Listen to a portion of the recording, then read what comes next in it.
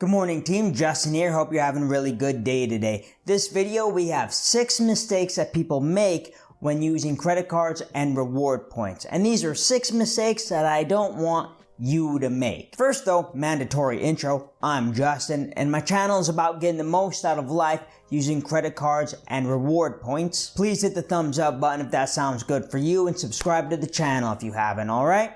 Now the first common mistake people make when getting involved in reward points is buying things that they wouldn't buy already. Now we have these sign-up bonuses where we have to spend $3,000 or $4,000 or $5,000 to get a whole bunch of reward points, then we can take a cool trip. This cool trip seems like it's free because it's on reward points. But the trick is that we need to be spending this money on things that we'd buy anyways. If we value something like a sign-up bonus at $700 and to make this sign-up bonus, to make the minimum spend on the bonus, we buy a $700 camera or a new phone or something like that, something that we didn't need to buy anyways, that extra spending offsets the value we get from the points. Same thing applies when we have these bonus categories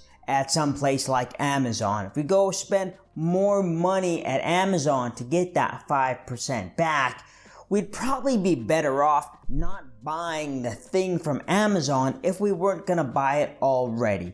Just save that money and that would outweigh, and we'd get more value from saving the money than a couple extra percentage points in rewards. That's probably the biggest and most common mistake people make. Second mistake a lot of people make is using the rewards to buy stuff with it and not getting the most value out of these points. Chase, Citi, Capital One, American Express, they all have ways that we can use our points to buy things through their shopping portals. I think everybody has some sort of shop at Amazon option through their rewards portal, and buying gift cards and buying other kinds of things, and these aren't really a good value at all. All the points, Chase, American Express, Capital One, and Citi points, they can all be valued at least a cent a piece, 1 penny a piece. And that should be the bare minimum of value that you get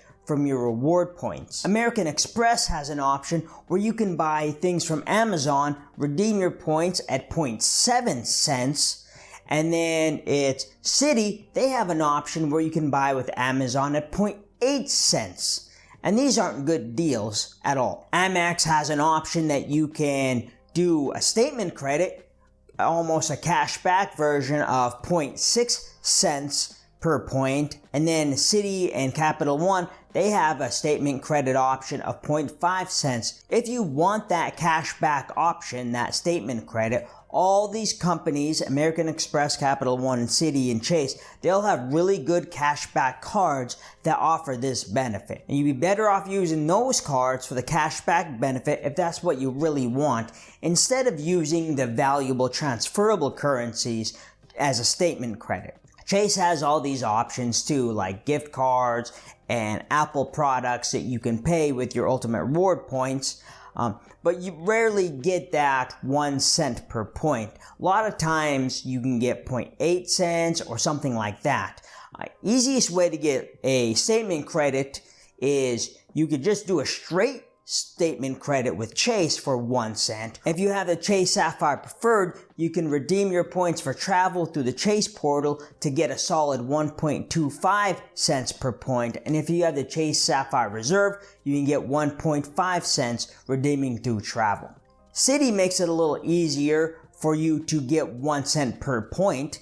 They have an option where you can pay your mortgage with your points and get 1 cent, student loans, and then even flights for 1 cent per point. You should be aiming to get at least 1 cent per point from your transferable currencies like Ultimate Rewards or membership reward points. Third mistake people make is letting these benefits expire. Recently, I just took a trip to a resort using my free night certificate from my Marriott Bonvoy card. big reason I took this trip is because my free night certificate was expiring next month. So I better use that soon or lose it. Cards can make these benefits a little difficult. Some will be calendar year, some benefits are going to be anniversary year, some benefits are going to be monthly. American Express Platinum Card makes this really difficult because all their little credits have different expiration dates and how much you can use in what time. Their $200 hotel and airline credits, those are going to be calendar year. Their $200 Uber credit, that's going to be $15 a month. Their $240 digital entertainment credit, that's going to be $20 a month. Their Saks Fifth Avenue credit is going to be $50 in the first half of the year and $50 in the second half of the year. Then your free night anniversary certificates, they're going to be whenever your anniversary date is, or whenever that is. So if you have a few different cards, you may be juggling a lot of different expiration dates on these benefits and these rewards. So maybe a good idea to make up a spreadsheet to keep track of these. And I'm a little guilty of this myself, because I do have that $50 hotel credit coming from the Chase Sapphire Preferred, and I'm not exactly sure when that kicks in. I think it's going to be added to my account within the next month or so. Next mistake we make is buying reward points. When we travel to a hotel or take a flight, it feels really good, and it feels like this trip is free, but it's not going to be free if we have to buy these reward points. And the people that work at the credit cards and these reward loyalty programs, they're smart people, and they're not going to be giving away a bunch of stuff and losing money. It's rarely ever a good deal to buy reward points. Even when Hilton, they have their buy points 50% off, or buy a point and get a one bonus point sales. They have them regularly, but still it's not that great of a deal, and you're probably better off just paying for the room with cash. But you might object and say that your hotel card gives you 10 points back when making purchases at the hotel property. But Marriott doesn't sell these points, and Hilton doesn't sell these points. A third party called Points.com sells the points on their behalf, and they register just as everyday spend. They don't register as travel spend or hotel spend or anything like that. So you're only going to get that everyday spend, that everything else category, regardless of what card you use to buy the points. Sometimes though, you might need to buy points and it's okay. Like if you have a trip lined up and you just need a few more points to top up your account to get your fifth night free or whatever, something like that. Next mistake we have is just using the wrong card or paying with cash. We all want to get as much value as we can out of our cards. The American Express Platinum Card is the high-end American Express card and has the highest annual fee and the most benefits. That doesn't mean we should put all our spending on our Platinum card when we have something like the Gold card that offers 4% back on all the food categories when the Platinum card doesn't. Your food purchases are better off on something like the Gold card, and your travel purchases are better off on something like the Platinum card. If you don't ever travel, then you probably aren't going to get the benefits out of something like the Platinum card. On the other hand, if you don't eat at restaurants or buy groceries at the grocery store, you're probably not going to get so much value out of something like the Gold card. Another example would be the Freedom Flex and the Freedom Unlimited. You get your 5% back on your rotating categories with the Freedom Flex, but that's only up until $1,500 in spend for that quarter.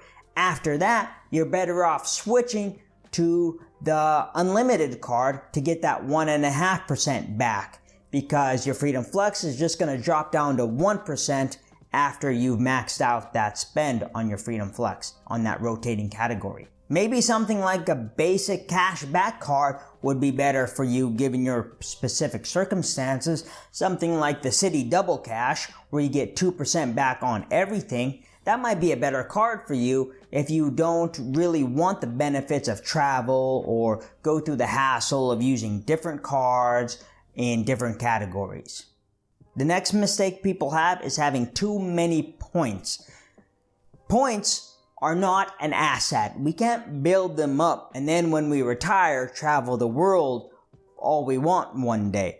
There's constant devaluations in the reward programs, and that's just a fact of life. And anybody that's been in the business and been playing this hotel loyalty credit card game, they know that devaluations come, and that's just the way it goes. Right now, we're going through the Marriott devaluation when they just got rid of their award chart. And then companies like to add little charges, little charge here and a little charge there, or change the way availability works on rooms or flights. It's just the way it works. So it's better to use the points now while we can, because we have no idea what our points are going to be worth in the future. So if you want to take that trip to the Maldives or fly Emirates first class, get the points and do it, because there's no guarantee that you're going to be able to do this in the future. So those are the 6 mistakes people make with credit cards and reward points, and 6 mistakes I don't want you to make.